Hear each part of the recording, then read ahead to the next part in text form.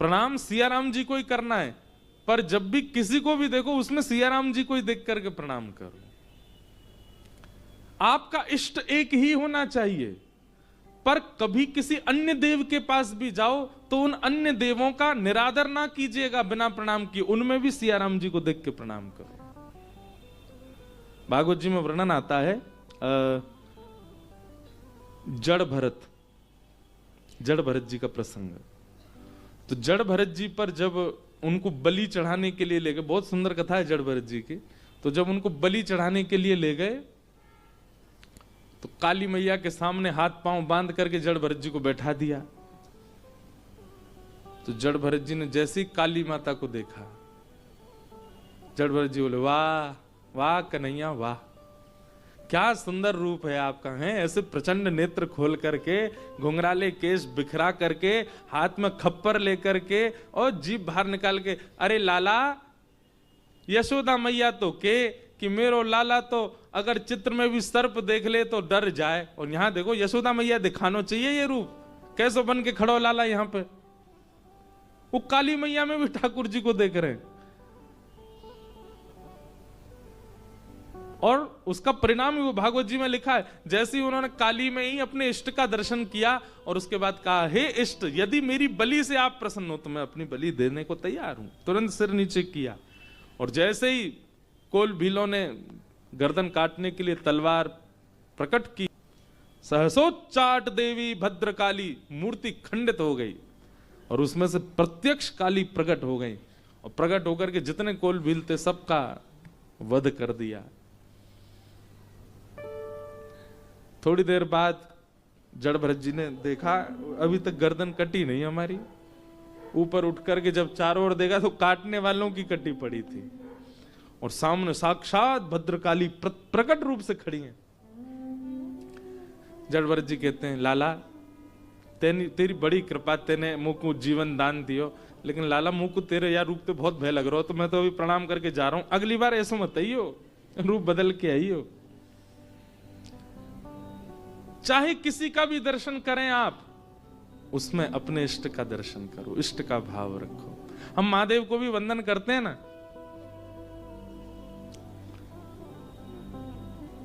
एक बात आपको बताएं, हमारे श्री राधा वल्लभ लाल वृंदावन में वे महादेव के घर के ठाकुर जी हैं। जैसे हमारे घर के ठाकुर जी हैं जिनकी हम स्वयं आराधना अर्चना स्वयं श्रृंगार करते हैं, ऐसे ही महादेव के स्वयं अर्चना जिन ठाकुर जी की करते हैं वही श्री राधा वल्लभ लाल जी विराजते हैं वृंदावन में।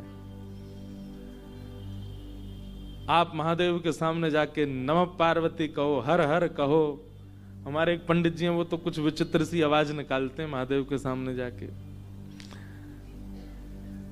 लेकिन महादेव को यदि प्रसन्न करना हो ना तो एक बार कहती हूं श्री राधा वल्लभ लाल की, महादेव आनंदित हो जाएंगे। ओहो मेरे मेरे ठाकुर का नाम कौन ले रहा है। आत्मदेव नाम के ब्राह्मण ने तपस्या की, महादेव प्रसन्न होकर प्रकट हो गए, कहा वरदान मांगो। तो उसने कहा आपके पास जो सबसे बहुमूल्य रत्न है वो मुझको दे दो।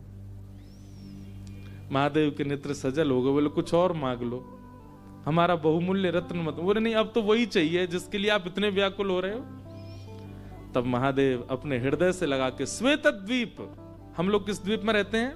जम्बू द्वीप।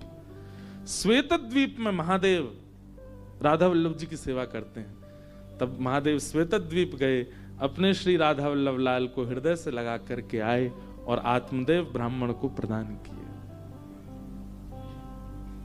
फिर कुछ वर्ष बाद भगवान की वंशी महादेव के पास ही थी, उन्हीं को हृदय से लगाए घूमते थे महादेव।